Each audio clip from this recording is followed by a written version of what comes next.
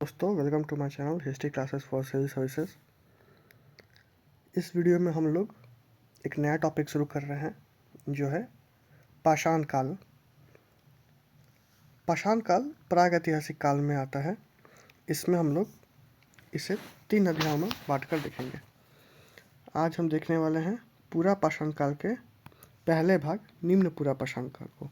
ठीक है, ये पूरा टॉपिक होगा पूरा पाषाण काल, मध्य पाषाण काल और उच्च पाषाण काल। टाइम फ्रेम है इसका पूरा पाषाण काल का 5 लाख बीसी से 10,000 बीसी। ये जो टाइम फ्रेम है ये अलग अलग महाद्वीपों के लिए अलग अलग हो सकता है, क्योंकि ऐसी जो संस्कृतियाँ उत्पन्न हुई, उनका उद्भव हुआ, जैसे पूरा पाषाण काल, मध्य पाषाण काल और उच्च पाषाण काल का, वो अलग अलग महाद्वीपों में अलग अलग कालखंड में हुई थी।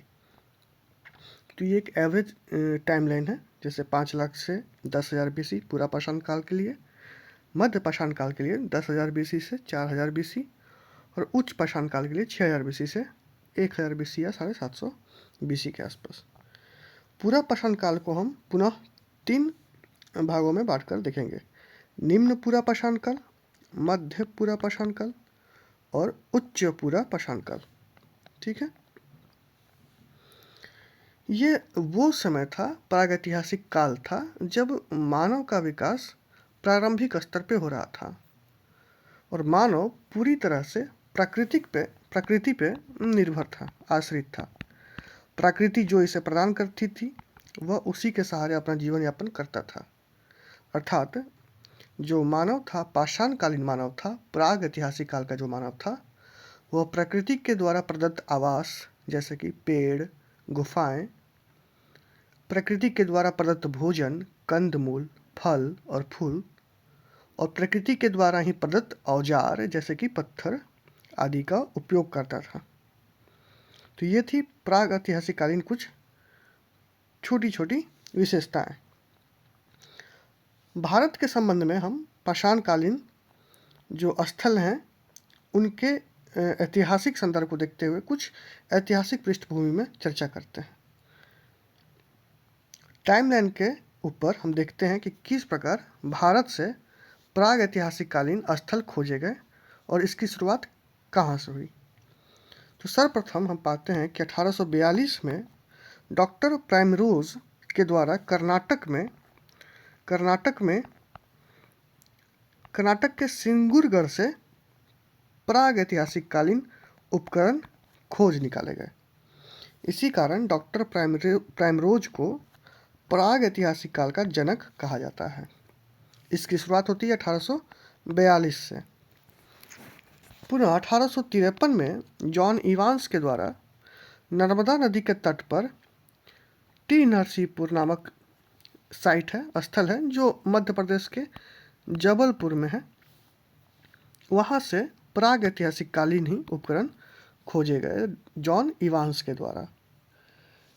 फिर 1863 में रॉबर्ट ब्रूसफुट, जो पुरातत्वविद और भूवैज्ञानिक थे, इन्होंने मद्रास से प्रागैतिहासिक कालीन स्थल खोज निकाले।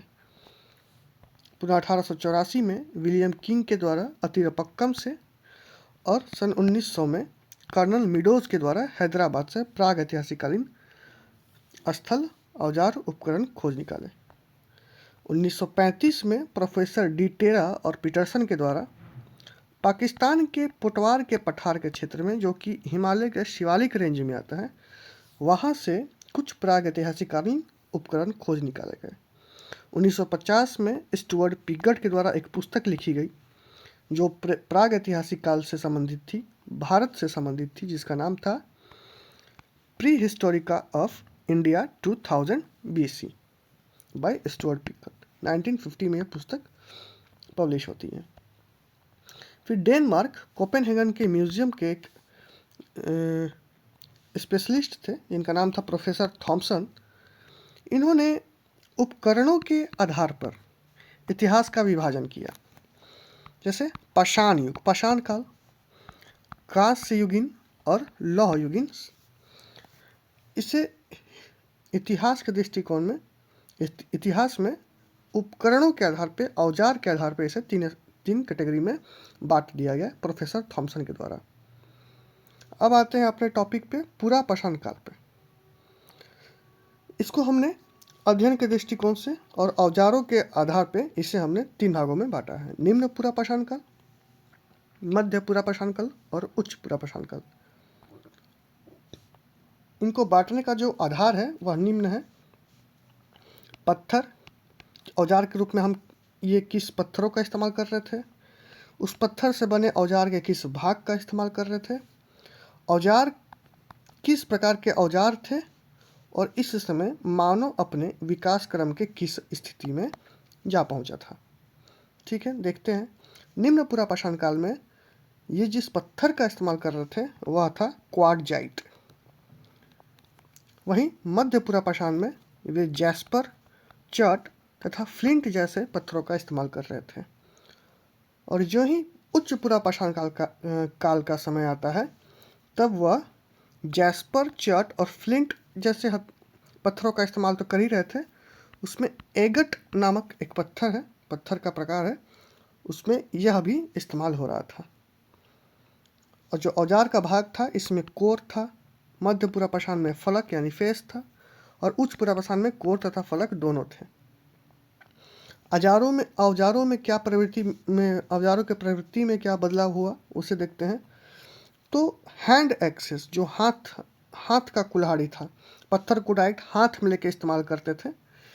चॉपर यानी चॉपर और चॉपिंग, जैसे मांसाहारी या जैसे जानवरों को मारते समय लोग आज के डेट में भी चॉपर और चॉपिंग जैसे टेक्निक का इस्तेमाल करते हैं।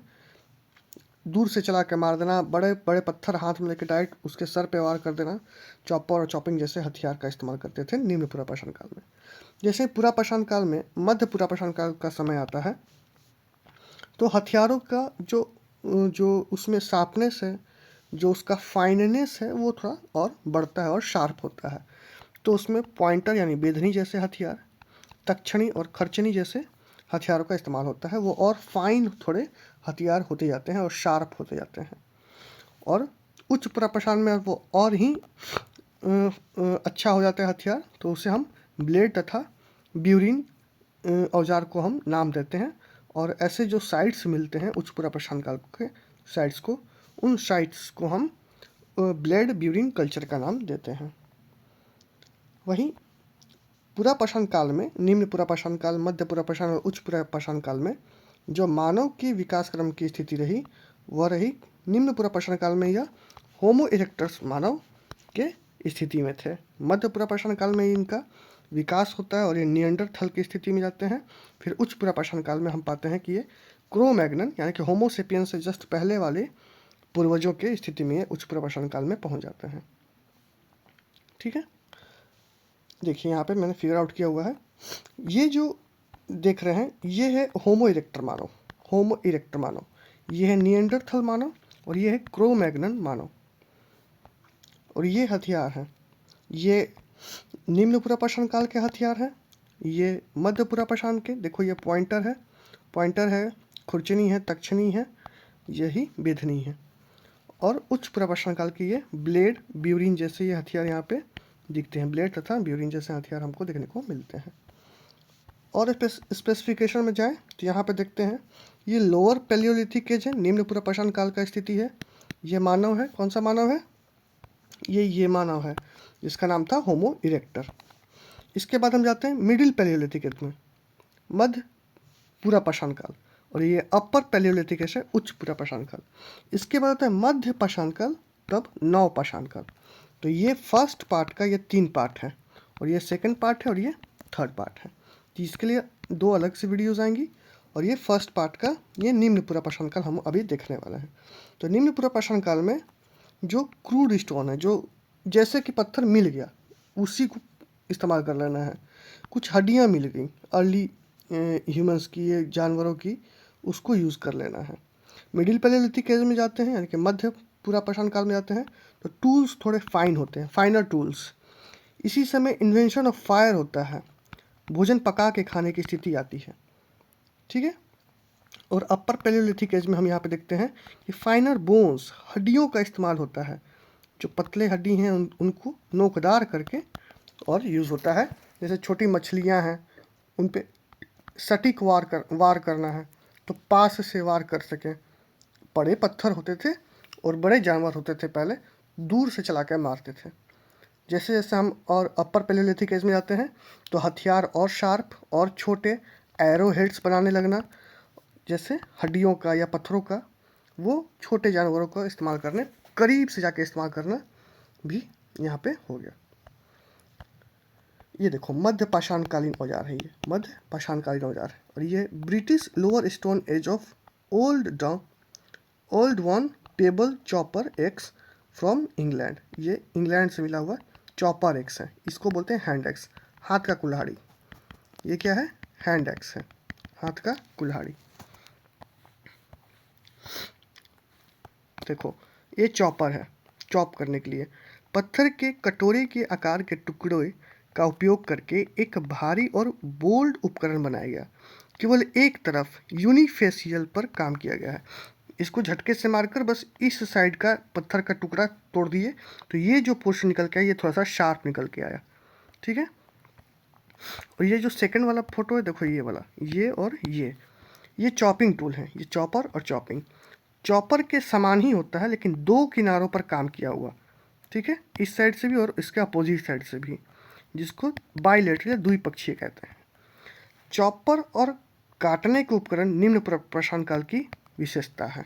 निम्न प्रश्न काल के हथियारों की क्या विशेषता है? चॉपर और चॉपिंग, चॉप करना और उसको काट देना। तीसरा है हाथ की कुल्हाड़ी, हैंड एक्सेस। ये एक उपकरण जिसे चॉपर की तुलना में बहुत अधिक नियंत्रण की आवश्यकता होती है क्योंकि इसे हम हाथ में रखते हैं। और ये एक ऊर्ध्वाधर यानी कि वर्टिकल कामकाजी किनारे वाला एक संकीर्ण उपकरण है। नैरो पीस है जो हाथ में लेके यूज़ करते हैं क्योंकि इसमें क्या होगा ना, आप किसी पे वार करेंगे तो आपके हाथ में भी चोट लगने के ये स्थिति में होता है। अगला है क्लीवर। क्लीवर अनुप्रस्थ या क्षैतिज हॉरिजॉन्टली काम करने के कामकाजी किनारे के कारण हाथ की कुल्हाड़ियों से भिन्न होते हैं। इनको किनारे से किया जाता है। इसमें देखो स्टार्टिंग में शार्पनेस देते हैं तो यहाँ पकड़ना होता है इस साइड से ऐसे, ठीक है, तो इधर हाथ में लगने का डर होता है और इसको दोनों साइड से यूज़ करते हैं। ये सारे जो टूल्स हैं ये निम्न पुरापाषाणकालीन टूल्स थे, लोअर पैलेलिथिक। निम्न पुरापाषाण काल, इस समय मानव खुले आसमान के नीचे रहता था। ध्यान देना ये वही समय है जब आइस एज का भी समय है, ठीक है। आइस एज मतलब लगभग कॉन्टिनेंट बर्फ से जमे हुए हैं। उस समय लोग नेकेड यानी नग्न अवस्था में रहते थे। इनका कोई भाई भतीजावाद नहीं है, किसी भी तरीके का कोई रिलेशनशिप नहीं है, ठीक है। ना पति पत्नी जैसा परिवार जैसी संस्थाएं अभी अस्तित्व में नहीं आई हैं। ये आग से परिचित थे लेकिन उसका व्यवहार करना नहीं जानते थे। हाउ टू यूज़ इट उन्होंने नहीं सीखा था अभी तक। अब चूंकि इन्हें खाना पकाना नहीं आता था, आग का इस्तेमाल करना नहीं आता था, तो ये खाद्य संग्राहक थे, उत्पादक नहीं थे। अभी भी ये संग्राहक थे। प्रकृति पे जब आश्रित हैं तो कुछ फल मूल मिल गए, कोई जानवर मरा हुआ ही मिल गया, उसको इकट्ठा करके रख लेना कुछ स्थल तक। और कोई आवास स्थायी नहीं है तो उस रूप में भी ये संग्राहक नहीं हो सकते हैं कि अगले 6 महीने के लिए मैंने अपना खाना पीना जुगाड़ करके एक जगह रख लिया है तो 6 महीने मुझे इस एरिया से कहीं दूसरे जगह मूव नहीं कर, ऐसा नहीं था। अब देखते हैं निम्न पुरापाषाण कालीन कुछ स्थल। वैसे तो ये पूरे भारत से मिले हैं लेकिन दो महत्वपूर्ण स्थल हैं। पहला है मद्रास के पास कोटलायर नदी घाटी से 1863 में रॉबर्ट ब्रूसफुट ने हैंड एक्स नामक उपकरण खोजा। इसलिए इस क्षेत्र को हम मद्रासियन कल्चर या हैंड एक्स कल्चर, हस्त कुल्हाड़ी संस्कृति के नाम से भी जानते हैं। तो पहला स्थल है निम्न पुरापाषाण काल का, मद्रास के पास कोटलायर नदी घाटी से मिला निम्न पुरापाषाण काल का स्थल, जिसे हम मद्रासियन कल्चर या हैंड एक्स कल्चर के नाम से जानते हैं। दूसरा है उत्तर पश्चिम भारत में पोटवार के पठार में सिंधु नदी की एक सहायक नदी है सोहन नदी। तो सोहन नदी घाटी का एक क्षेत्र था जो 1928 में डीएन वाडिया के द्वारा खोजा गया और इससे हम कहते हैं चॉपर चॉपिंग संस्कृति या सोहन घाटी संस्कृति। यहाँ से हमें चॉपर चॉपिंग उपकरण यानी टूल्स मिले उत्तर पश्चिम भारत से सोहन नदी घाटी से। तो सोहन नदी घाटी का क्षेत्र और मद्रास का जो कोटलायर नदी का क्षेत्र है वह किसके लिए फेमस है? निम्न पूर्व काल के लिए फेमस है। अगला है कश्मीर के चौतारा से हमें हैंड एक्स तथा चॉपिंग टूल्स भी मिले हैं। तो अगला निम्न पूर्व स्थल कौन सा है? कश्मीर का चौतारा का क्षेत्र। उसी प्रकार महाराष्ट्र का नेवासा, राजस्थान का डिंडवाना, पश्चिम बंगाल का बर्दवान का क्षेत्र और मध्य प्रदेश के भीमबेटका, जो कि मध्य प्रदेश के रायसेन जिला में है। हमें भीमबेटका से प्राचीन गुफा मिली है और इस गुफा में हमें ये देखो, इस क्षेत्र में यहाँ पे हमें अर्लियर पेंटिंग्स देखने को मिलती हैं। अर्लियर पेंटिंग्स भीमबेटका के गुफा से। अब देखते हैं अगला है 8वां, उत्तर प्रदेश से बेलन नदी घाटी के मेजा का क्षेत्र जो इलाहाबाद में है। तो बेलन नदी घाटी का क्षेत्र निम्न पूर्व स्थल के लिए प्रसिद्ध है और मध्य प्रदेश के जबलपुर के पास का क्षेत्र टी नरसिंहपुर जो कि मध्य प्रदेश में है, यह भी निम्न पूर्व स्थलों में महत्वपूर्ण स्थल है। अगला है आंध्र प्रदेश का नागा अर्जुन कुंडा। यहाँ से भारी मात्रा में हथियारों का जखीरा मिला है, एक साथ होलसम टूल्स मिले हमें। कहाँ से? आंध्र प्रदेश के नागार्जुन से। तो ये 10 महत्वपूर्ण साइट्स थे जो थे निम्न पूर्व काल के साइट्स। ठीक है, तो ये वीडियो यहीं पे समाप्त करते हैं, निम्न पूर्व स्थल। इसके बाद देखेंगे मध्य पूर्व स्थल और उच्च पूर्व स्थल। उसके बाद हम मध्य पाषाण काल फिर उच्च पाषाण काल करके प्रागैतिहासिक काल खत्म कर लेंगे। मिलते हैं अगले वीडियो में। चैनल पे अगर चैनल को आपने अभी तक सब्सक्राइब नहीं किया है तो चैनल को प्लीज़ सब्सक्राइब करें, अपने दोस्तों में शेयर करें। ठीक है, इस पे कंटिन्यूस वीडियोस आ रही हैं एंशिएंट हिस्ट्री को लेके। आई होप सो कि जल्दी ही ये वीडियो सीरीज़ कंप्लीट होगी और आपको एक साथ कंप्लीट वीडियो सीरीज़ मिल जाएगी। मिलते हैं अगले वीडियो में, तब तक के लिए धन्यवाद।